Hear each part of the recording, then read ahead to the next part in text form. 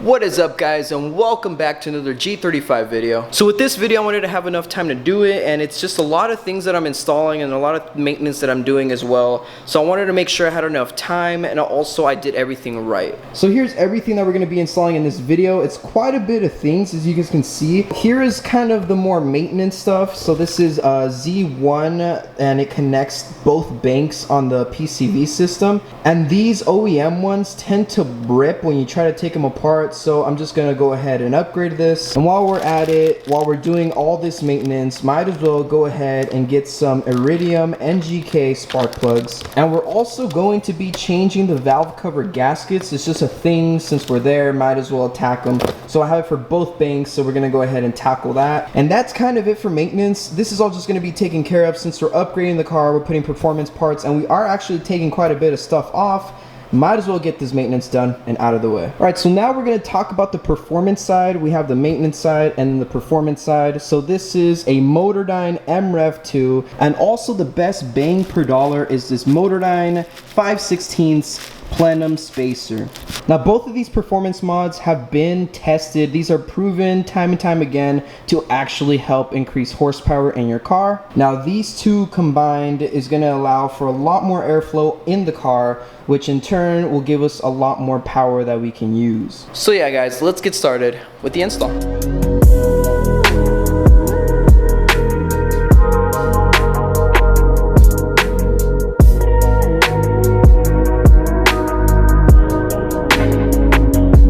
Did just take off the top plenum off the G35. Honestly, it's not too bad. I've done this to my old G35 as well, and it was a lot worse than this. So right now we're gonna go ahead and remove the lower plenum, and then we're gonna be able to access the valve covers and go ahead and do the spark plugs as well, and then we're gonna see how everything is.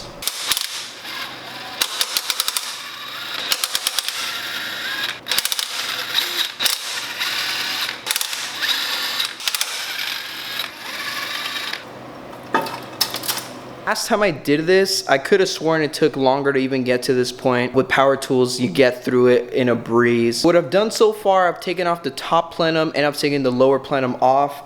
It was pretty easy, and I've taped up all the things that I need to tape up so I can remember to put them back on. Went ahead and covered the intake just so I don't get anything in there. So I'm gonna take off both valve covers, and then once the valve covers are off, then I'll be able to just do the spark plugs right then and there. So that should be pretty easy. Just take off a couple wires here and there, and that should be good.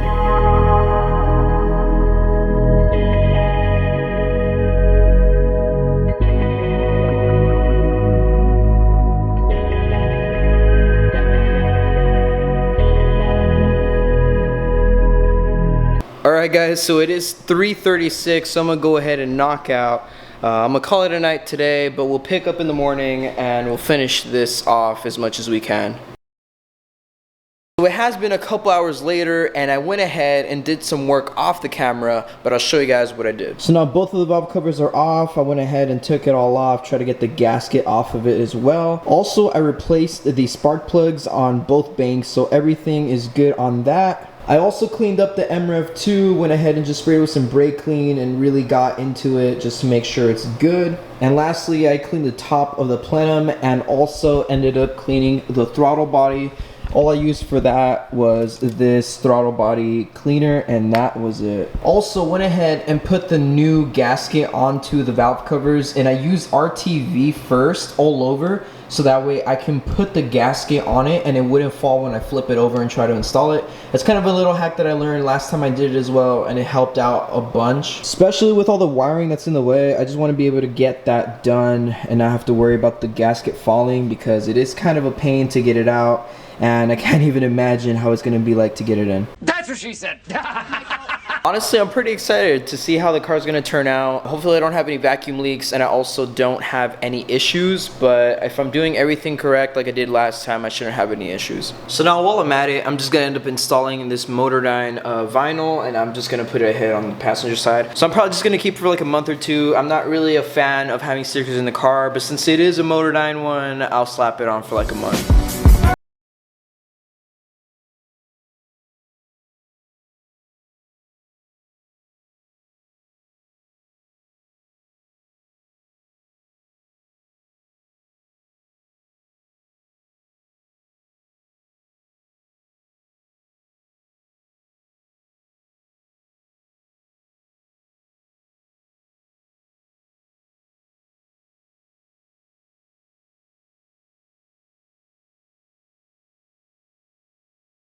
Car's ready to be driven. All I need to do now is do all the reset, relearns for the ECU, the throttle body, the idle, and a couple other things. So once we get that done, then I'll be able to drive the car and then tell you guys how it feels. 1, 2, 3.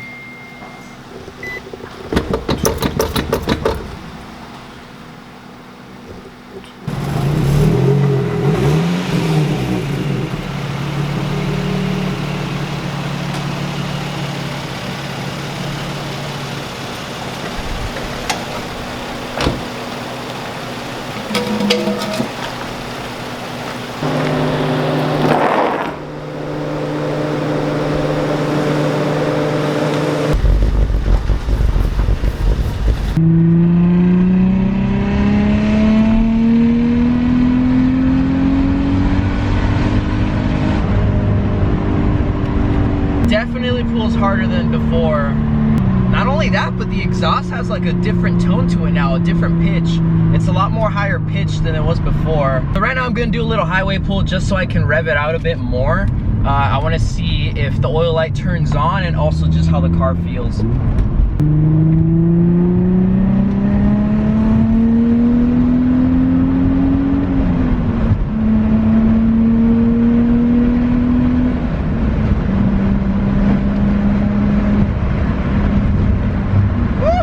So there you guys have it. That is the MREV 2 and Plenum Spacer install.